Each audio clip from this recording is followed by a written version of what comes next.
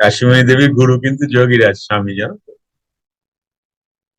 এমনিও স্ত্রীদের গুরু তো আমাদের মতে স্বামী হচ্ছেন প্রথম, বাবা মা হচ্ছেন প্রথম, দ্বিতীয় স্বামী হচ্ছেন মেয়েদের ক্ষেত্রে, আর হচ্ছেন গুরু। দেখবি আমাদের মধ্যে অনেকে আছে যে স্ত্রী, আহ, আহ, স্বামী বলে যে একসাথে চলো, নেই, একা একা নেব না, স্ত্রী না নিলে স্বামী নেয় না, স্বামী না নিলে স্ত্রী নেয় না, একযোগে নেয়। এটা ভালো। ওই সময়টা তোমার কিন্তু, তুমি চাইলে তুমি কিন্তু এই দেহ নিয়ে যে কোনো জায়গাও যেতে পারো, এত হালকা হয়ে যাবে তুমি। কিন্তু সাধারণত ওই জায়গায় তুমি যখন প্রবেশ করলে তোমার আর ওই ধরনের ইচ্ছা করবে না, তোমার ইচ্ছাই হবে না, তোমার মধ্যে ওটা থাকবেই না। আর ম্যাজিক করি আমি, বুঝতে পারছো? তোমাদের ম্যাজিক করি এই ভাবনাটা থাকবে না। এইখানে আসলে তো পুরোটাই ম্যাজিক হয়ে যাচ্ছে। তুমি হঠাৎই কারোর সামনে গিয়ে দাঁড়াতে পারো যেখানে খুশি। কেউ করে না, কেউ করে না, প্রয়োজন ছাড়া করে না।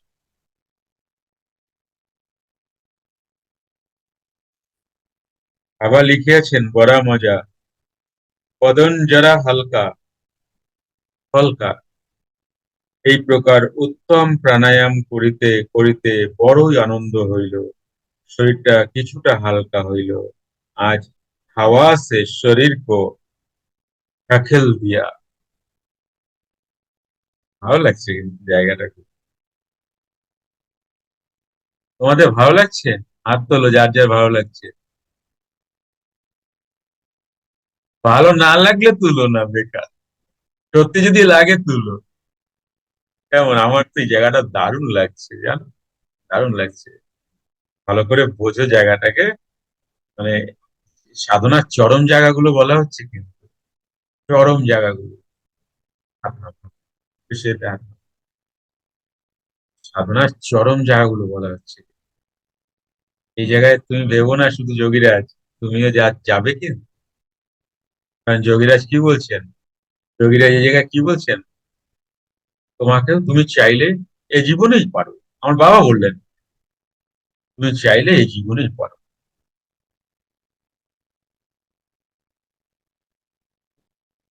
বড্ড সুন্দর জায়গা, ভালো করে খেয়াল করো, মন দাও, ঠিক আছে?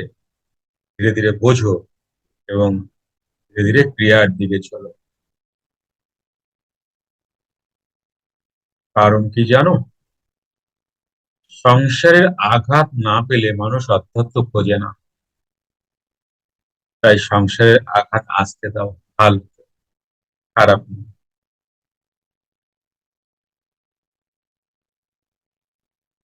তো এই প্রকার উত্তম প্রাণায়াম করিতে করিতে বড়ই আনন্দ হইল, শরীরটা কিছুটা হালকা হইল। আচ্ছা, এই জায়গায় ছিলাম, আজ হাওয়া সে শরীর কো ঢাকাল দিয়ে। প্রাণায়াম করিতে করিতে বায়ু স্থির হওয়ায় ভেতর হইতে শরীরে ধাক্কা দিল, ভেতর হইতে শরীরে ধাক্কা দিল। ভেতরে কথা হচ্ছে কিন্তু, শরীরটাকে লালন পালন করো ভালো করে, জানো, এই শরীরটা দেবযান হচ্ছে। এই শরীরটাই তোমাকে কি দিতে পারে, মুক্তি। শরীরটাকে লালন পালন করো।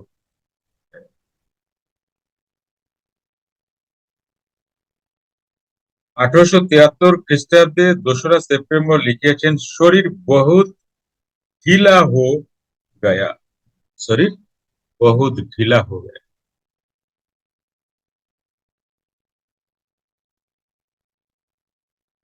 মানে এমনও অবস্থা হয় যে তোমার শরীর আর কাজ করছে না।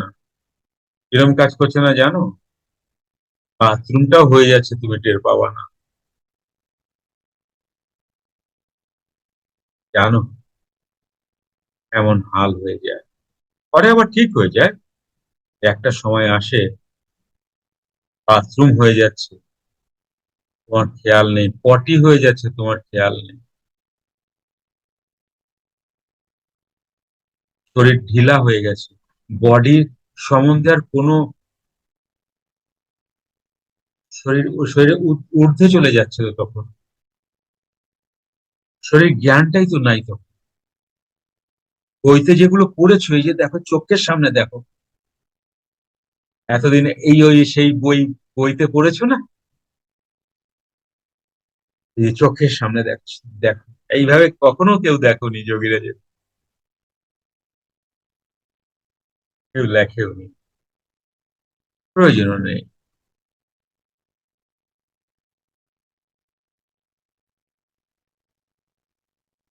এই সময় স্ত্রীকে খুব প্রয়োজন, এই কারণে সস্ত্রীক সাধনা নেওয়া উচিত। তখন স্ত্রী মায়ের ভূমিকায় থাকছে তো, কেন স্ত্রী কিন্তু মায়ের ভূমিকা নেয়, কে কে মানে?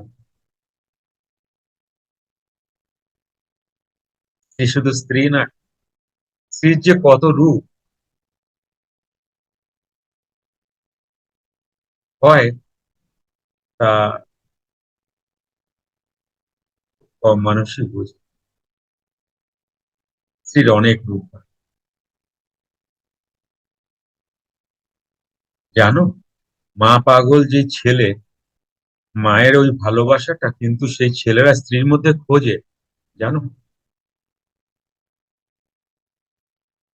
বাবার যে ভালোবাসাটা কোনো মেয়ে পেলো না, ওই মেয়েটা কিন্তু স্বামীর মধ্যে সেই বাবার ভালোবাসা খোঁজে, জানো।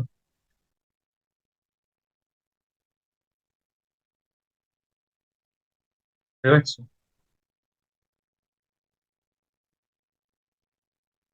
যেই মেয়ের বাবা প্রাণের প্রাণের হয়, সেই মেয়ে যদি ঠিক স্বামী না পায়, সারা জীবন কষ্টে যায়। যেই মেয়েকে বাবা অতিরিক্ত ভালোবাসা দেয় এবং মেয়ে আর বাবার হেভি টিউনিং থাকে, সেই মেয়ের কিন্তু জানবে ঠিক স্বামী না পেলে খুব কষ্টে লাইফ যায়।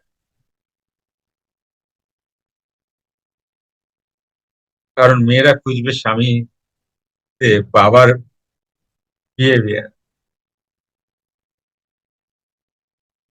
দেখো, যদি পায় তো খুব আনন্দ, না পেলে সারা জীবনটা দুঃখে কাটে। জানবে মেয়েদের, ছেলেদেরও কিন্তু তাই, ছেলেদের বয়ে যায়।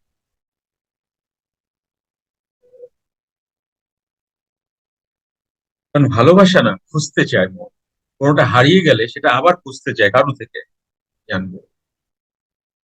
যে টেস্ট সে মায়ের থেকে পেয়েছে, সেই টেস্ট সে কিন্তু তার স্ত্রীর কাছে খুঁজতে চায় এবং পায়। কিছু কিছু মানুষ তারা, তারা সত্যি ভাগ্যবান। মানে এত বড় মানে ভাগ্য হয় না সাধারণত, যদি স্ত্রীর ওই ধরনের স্ত্রী পেয়ে যায়, কথা হবে না। বা ওই ওরকম স্ত্রী যদি সেরকম স্বামী পেয়ে যায়, কথা হবে না। আমার মনে হয় এদেরকে সামাজিক, আমাদের ভাষাতে রাজযোটক বলে বোধহয়, এদেরকেই বলে, আমি ঠিক জানি না। রাজযোটক বলে। যাই হোক, দেখো কি কি অবস্থা হচ্ছে, উত্তম প্রাণায়াম করিতে করিতে শরীর শিথিল ও আলগা হইয়া যাচ্ছে, আলগা।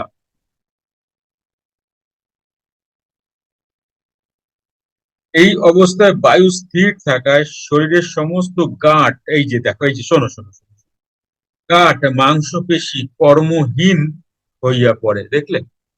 বললাম না আমি, পটি হয়ে যায়, বাথরুম হয়ে যায় আসনে, জানো, আসনে।